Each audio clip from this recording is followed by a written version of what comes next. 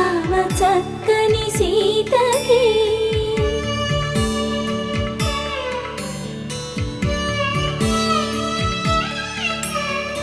ఎర్ర జాబిలి చేయి రాముడేడని అడుగుతుంటే